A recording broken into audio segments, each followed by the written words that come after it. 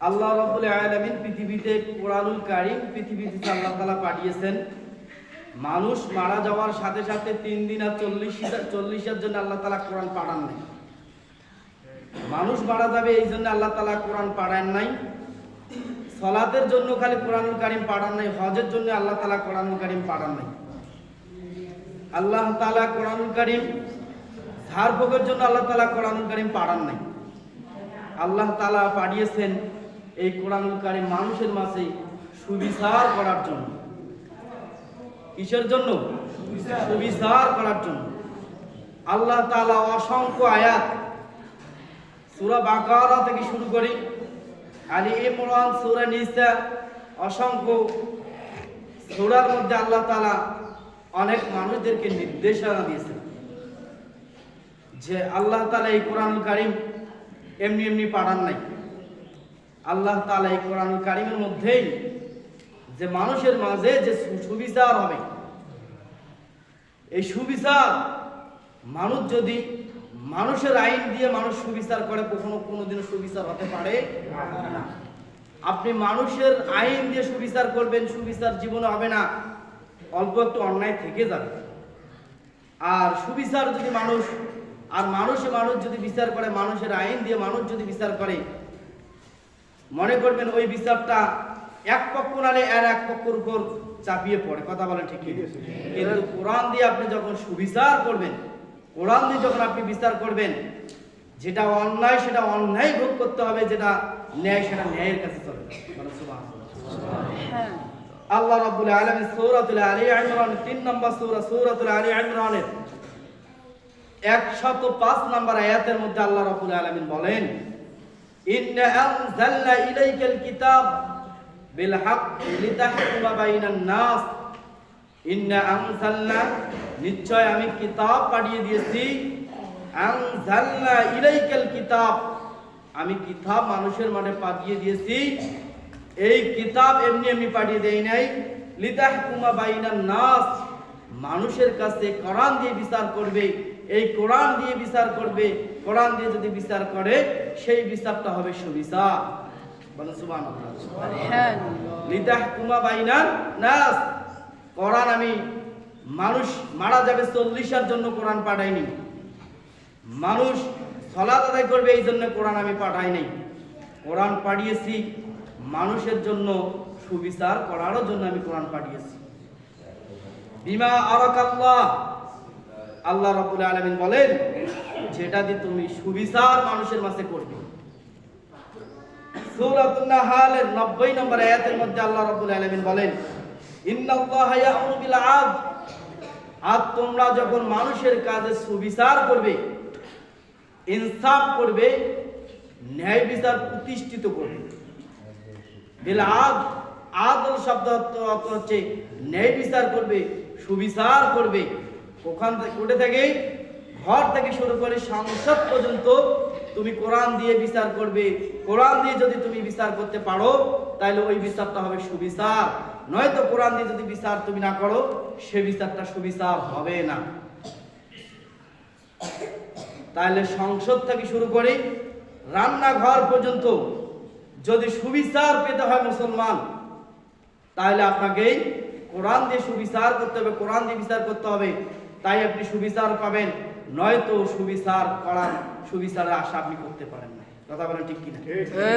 আল্লাহ রাব্বুল আলামিন বলেন, লিতাহকুমা বাইনান নাস বিমা আরাকাল্লাহ, মানুষ বিজি আপনি যখন মানুষের মাঝে বিচার করবে অবশ্যই কোরআন দিয়ে বিচার করবে, ন্যায় এবং অন্যায়ের সাথে বিচার করবে। হায় মানুষ আফসোস, বর্তমান ন্যায় বিচার খুঁজে পাওয়া যায় না। ন্যায় বিচার যদি হইতো 15, 17, 18 বছর ধরে আমরা দেখলাম যারা ন্যায় বিচার, যাদের দোষ নাই তারাই জেলখানায়, আর যাদের দোষ আছে, মদ গাঁজা ফেন্সিডিলের সাথে জড়িত আছে, মানুষকে হত্যা করছে, তারা বুক ফুলিয়ে বার হয়। আর যাদের অন্যায় নাই, যারা অন্যায় করে নাই, তারাই জেলখানায়। কথা বলেন ঠিক কিনা?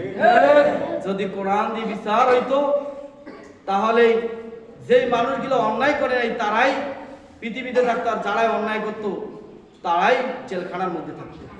ঠিক। কথায় কথায় আসে যে আমি জামাত ইসলামের কয়েকজন নেতাকে দেখছি যাদেরকে ফাঁসি দেওয়া হয়েছে। মীর কাসেম আলীকে ফাঁসি দেওয়া হয়েছে অন্যায়ভাবে। আল্লামা দেলাওয়ার হোসেন সাইদি কোরআনের জাহাজ, তাকে কি দিয়ে মারা হয়েছে? সুই দিয়ে তাদেরকে মারা হয়েছে। তাহলে ন্যায় অন্যায় যেখানে যদি কোরআন থাকতো ওই জায়গায় প্রতিষ্ঠিত, তারা এইরকম লোকগুলো মারা যেত না। কথা বলেন ঠিক কিনা? আল্লাহ রাব্বুল আলামিন বলেন, ইয়া আইয়ুহাল্লাযীনা আমানু কুনু কাওয়ামিনা বিল কিসতি শুহাদা লিল্লাহ। আমি মুমিনদেরকে নির্দেশ দিয়েছি তারা যেন সুবিচার প্রতিষ্ঠিত করে। বিল কিসত, সুবিচার প্রতিষ্ঠিত করবে। শুহাদা লিল্লাহি ওয়ালাউ আলা আনফুসিকুম আউল ওয়ালিদাইনি ওয়াল আকরাবিন। সুবিচার প্রতিষ্ঠিত করতে গিয়ে যদি নিজের বিরুদ্ধে হয় তারপরে সুবিচার প্রতিষ্ঠিত করতে হবে। বিল ওয়ালিদাইনি ওয়াল আকরাবিন, যদি সুবিচার প্রতিষ্ঠিত করতে গিয়ে আমার পিতা এবং মাতার বিরুদ্ধে দেয় তারপরে সুবিচার প্রতিষ্ঠিত করতে হবে। ইয়াকুন গানিয়ান ফাকিরান আও ফাল্লাহু, সুবিচার যদি করতে হয় গরিবের মধ্যে সুবিচার করতে হবে, ধনীদের মধ্যেও সুবিচার করতে হবে। আজকে আমরা সুবিচার খুঁজে পাই না। দল যার বিচার তার। ঠিক কিনা? জল যার বিচার তার, জলে দলের পাকে টানে। কিন্তু কোরআন দল মত নির্বিশেষে কোরআন দিয়ে বিচার যদি করে সমস্ত মানুষ সুবিচার প্রতিষ্ঠিত করতে পারবে, সুবিচার আওতাভুক্ত হতে পারবে। কোরআন যদি না থাকে মুসলমান, সুবিচার কোনো জায়গা আপনি পাবেন না। আপনি পরিষদ যাবেন সুবিচার পাবেন না, মেম্বারের কাছে যাবেন আপনি সুবিচার পাবেন না। আপনি যে জায়গায় যান না কেন সেই জায়গায় যদি আল্লাহর কোরআন না থাকে সেই জায়গায় আপনি সুবিচার পাবেন। তাহলে আল্লাহ রাব্বুল আলামিন বললেন, তোমাদের নিজেদের ব্যাপারে যদি হয় সুবিচার করবে। বিল ওয়ালিদাইনি ওয়াল আকরাবিন, যদি তোমার পিতা এবং মাতাদের বিরুদ্ধে হয় তারপরে তোমরা সুবিচার প্রতিষ্ঠিত করবে। হায় আফসোস, সুবিচার হয় না। দলের লোক যদি হয় তার পাশে টান দেয়, কিন্তু সে ইমানদার নয়। যদি মুসলমান দাবি করে সে টাটকা মুনাফিক। যদি মুনাফিক না হতো তাহলে দল দিয়ে টানতো না, দলের পাশে টানতো না। সুবিচার করতে আল্লাহ তাআলা বলছেন, নিজের বাপ যদি হয়, নিজের মা যদি হয়, নিজের ওয়ারিস বংশ যদি হয়, নিজের বিরুদ্ধে হয় তারপরে তোমরা সুবিচার প্রতিষ্ঠিত করবে।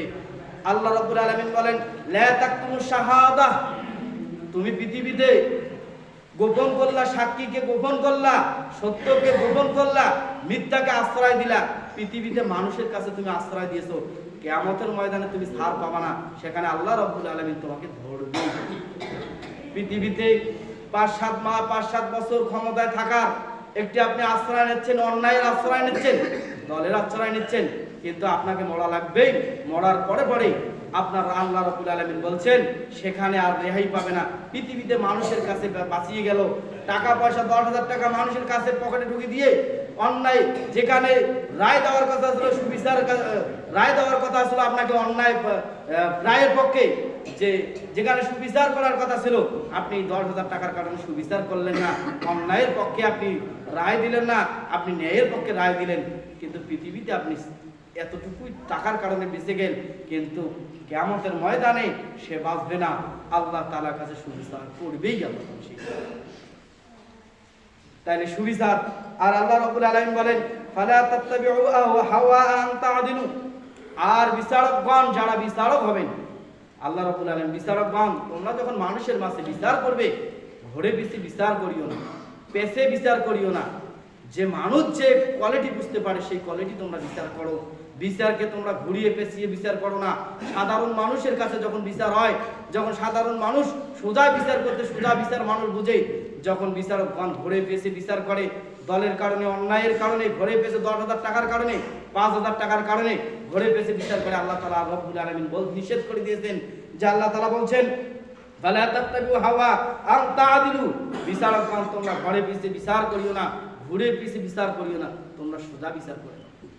আল্লাহ রাসূল সাল্লাল্লাহু আলাইহি সাল্লাম বলেন, বিচার হলো 3 শ্রেণী। বিচারক কয় শ্রেণী? বিচারক হলো 3 শ্রেণী। আবু দাউদ তিরমিজির মধ্যে হাদিসটা রয়েছে। আল্লাহ রাসূল সাল্লাল্লাহু আলাইহি সাল্লাম বলছেন যে বিচারক হচ্ছে 3 শ্রেণী। এক শ্রেণী বিচারক জান্নাত, এক শ্রেণী বিচারক যাবে জান্নাতে, আর বাকি 2 শ্রেণী বিচারক যাবে জাহান্নামে। এই বিচারকগণ যদি 5 ওয়াক্ত সালাত আদায় করে, হজ করে যায়, সব করে, 2 শ্রেণী বিচারক আল্লাহ রাব্বুল আলামিন বলছেন জাহান্নামে যাবে, জাহান্নামে যাবে। এক নম্বর বিচারক হচ্ছে যখন মানুষের মাঝে বিচার করবে, ন্যায় এবং অন্যায় জানার পক্ষে রায় দিবে, ন্যায়ের পক্ষে। কিসের পক্ষে? রায় দিবে ন্যায় এবং বাদীর মধ্যে শোনার পরেও যখন দুই জায়গার মধ্যে শুনবে, সাক্ষী আসবে, সাক্ষী থেকে শুরু করে সব জায়গায় শুনবে, বিচারকগণ শোনার পরে যখন রায় দিবে, ন্যায়ের পক্ষে রায় দিবে, এই বিচারক যাবে জান্নাতে। করে যাবে জান্নাতে। 2 নম্বর হচ্ছে যেই বিচারক ন্যায় এবং অন্যায় জানার পক্ষেও দলীয়করণ, আত্মীয়করণের কারণে যে রায় দিল, যে ব্যক্তি অন্যায় করছে তাকে রায় দিয়ে দিল যে এই নির্দোষ। আছে কি আছে না আমাদের সমাজে? আছে না? আছে না? আছে না?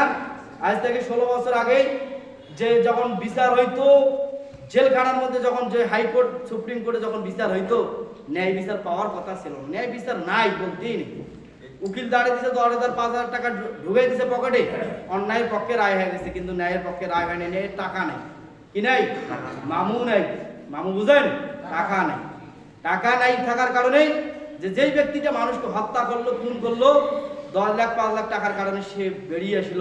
আর যার টাকা নাই, যে গরিব মানুষকে হত্যা করছে, টাকা নাই, তার কাছে রায় তার যুগের পর যুগ, মাসের পর মাস জেলখানার মধ্যে।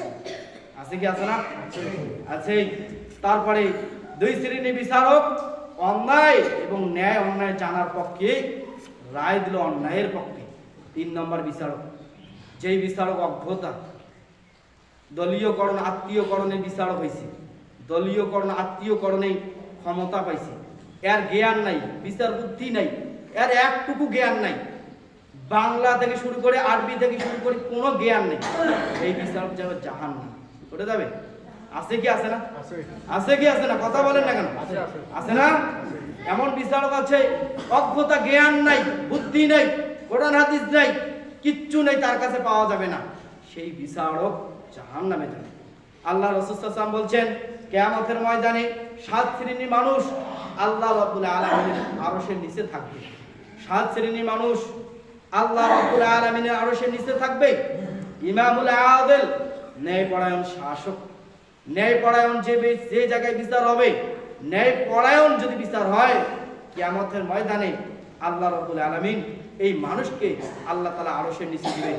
যেই দিন মানুষের মগজ টকবক করবে, নাক দিয়ে মানুষের রক্ত পুষবার হবে, নাক দিয়ে মানুষের, নাক মুখ দিয়ে মানুষের ঘাম ঝরবে, সেই দিন হাদিসের মধ্যেই রয়েছে, সেই দিন মানুষ ঘামের মধ্যে সাঁতার কাটবে, নিজ নিজ ঘামে সাঁতার কাটবে। সেই দিন মানুষের অর্থাৎ 1 কিলোমিটার দূর থেকে মানুষকে তাপ দিবে। মুসলমান, আজকে যেই আকাশটা, যেই সূর্যটা কত কোটি মাইল দূরে, কত লক্ষ লক্ষ কোটি মাইল দূরে, সেখান থেকে আপনাকে তাপ দিছে, একটা মুখ দিয়ে আপনাকে তাপ দিছে, সেই তাপ আপনি সইতে পারেন না। কিয়ামতের ময়দানে 1 কিলোমিটার থেকে যখন 12টা মুখ দিয়ে তাপ দিবে, হাদিসের মধ্যে আছে আল্লাহ রাব্বুল আলামিন যখন সূর্যটাকে তাপ দিচ্ছেন, তখন কিছু ফেরেশতা, 70,000 ফেরেশতা পানি ঢালতেছেন তাপের মধ্যে, যে নরম করার জন্য। দেখেন এতটুকু তাপ, চৈত বৈশাখ মাস যখন তাপ হয়ে যায়, ভুট্টা যখন আপনারা তুলতে যান, তখন থাকতে পারেন না, পানির পিপাসা। আর কিয়ামতের ময়দানে পানি তো দূরের কথা, সেই দিন মানুষের 1 কিলোমিটার দূর, অর্থাৎ 1 মাইল দূর থেকে মানুষকে 12টা মুখে তাপ দিবে। আর সেই দিন মানুষের গুনাহগার, মানুষের প্রতি যারা জুলুম করছে, অন্যায় করছে, মানুষকে যারা মানুষ মনে করে নাই, সেই দিন মানুষের মগজ গলে গলে নাক দিয়ে বেড়াতে থাকবে। সেই দিন মুখ দিয়া মানুষের কলজা ফাটি, মুখ দিয়ে বেড়ে যাবে। মানুষের পিছন মানুষের সেই দিন মানুষ দৌড়াতে থাকবে। মানুষের স্তন্যদাত্রী মা, কলিজা মা সন্তানকে কোলের মধ্যে নিবে, সন্তান ফেলে দিয়ে চলে যাবে। মা সন্তান কোলে নিবে, স্তন্যদার দুধ পান করাবে, সন্তানকে ফেলে দিয়ে চলে যাবে। মা সন্তানকে ফেলে দিয়ে চলে যাবে। মা বুঝতে পারবে না যে আমার সন্তান পড়ে গেছে। যদি কোনো মায়ের গর্ভে যদি সন্তান থেকে পেট ফেটে বের হয়ে যাবে, সূরা হজের মধ্যে আয়াত আছে। আর সমস্ত মানুষ সুকারা, সমস্ত মানুষ সেই দিন নেশাগ্রস্ত মতো হয়ে থাকবে, কিন্তু সেই দিন নেশাগ্রস্ত নয়। সেই দিন মানুষ আযাব, সেই দিন আল্লাহ তাআলার আযাব সেই দিন মানুষ দেখবে, যে আল্লাহ তাআলা আযাব নিকটবর্তী।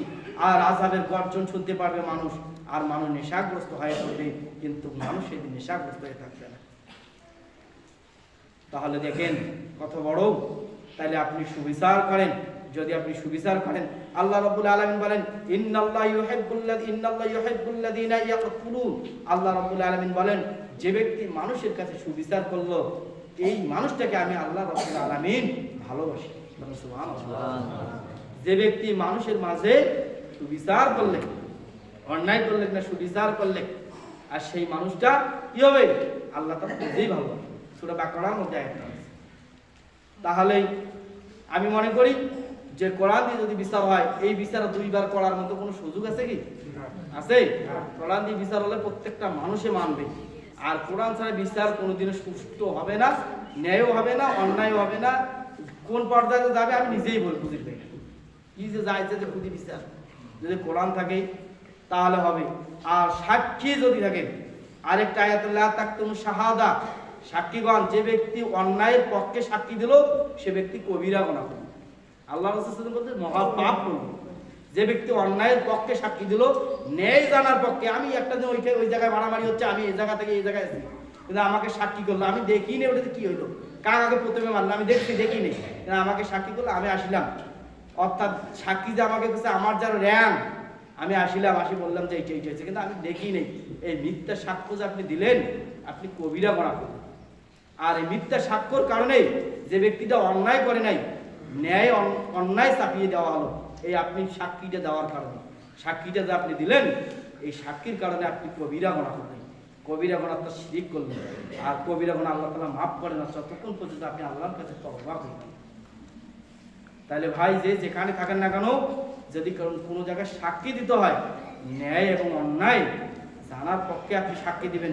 যদি আপনার বাবা হয়, আপনার মা হয়, আপনার ভাই হয়, আপনার বোন হয়, যদি আপনার নিকটবর্তী আত্মীয় হয়, আপনার যদি দল হয়, তারপরে আপনি সুবিচার করবেন, ন্যায় এবং অন্যায় পক্ষে দেখে আপনি সেখানে জবাব দিবেন, সেখানে সাক্ষী হিসাবে থাকবেন।